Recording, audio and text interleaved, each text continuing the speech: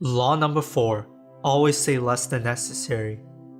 If you read Robert Greene's 48 Laws of Power, you most likely heard of this. This video will go in depth about the 5 advantages of being silent. Quick disclaimer, there are times where it is unwise to be silent, as it can arouse suspicion, but when done right, it is highly beneficial. 1. You appear more powerful. Powerful people impress and intimidate by saying less. The more you say, the higher chance you have of looking like a fool. If you hear someone constantly talking about how great they are, you would think they are a narcissist or full of crap. Louis XIV will always have his courtiers tremble in fear when delivering bad news. He would always say, "I shall see," and follow it with intimidating silence. This was a very powerful man, and his silence was one of the foundations of his power. Although you might not be a king, you can still use silence to appear more powerful. What you say will mean more and carry more weight when you say something if you are often silent. People will often find you unpredictable and hard to read, and thus be more drawn to you. 2. You will learn to read people. If you are often silent, you will often be listening and observing others. You can spot liars and see through people's true intentions because they might slip up trying to fill the silence. When you are silent, you have the opportunity to read someone's body language and see if it matches the words they are saying. Over time, you can start to notice trends and can start reading people based on a few observations. The power to read someone is a powerful skill you can learn by being silent. The information you can get from reading someone is powerful, and you can use it to make someone more or less uncomfortable, depending on your intentions. 3. Once the words are out, you can't take them back. You don't want to say something you will regret. Silence is a great way to help with self-control. Sometimes, your superiors might mistreat you, and you want to lash out in the moment.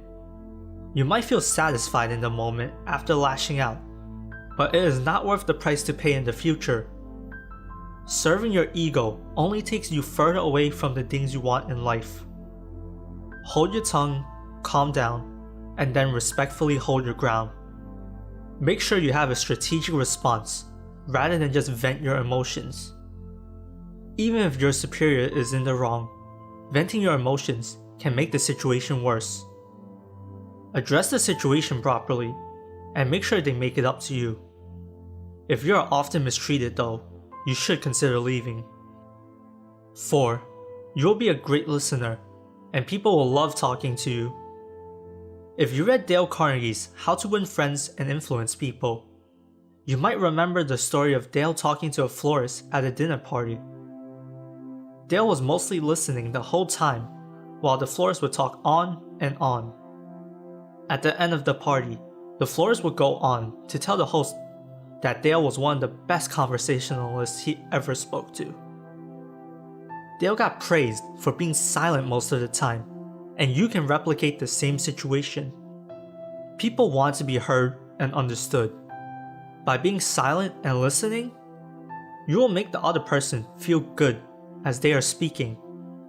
If you are comfortable talking less and listening more, you will appear more charismatic.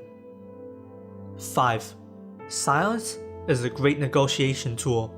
In negotiations, both parties want something from the other. Long drawn-out pauses are awkward and uncomfortable for both parties. If you can be comfortable with the silence, you will have the upper hand in negotiating. It is human nature to fill the void of silence, so the other side will get nervous and can cave into what you want. The silence will make it appear that the other party needs you more than you need them.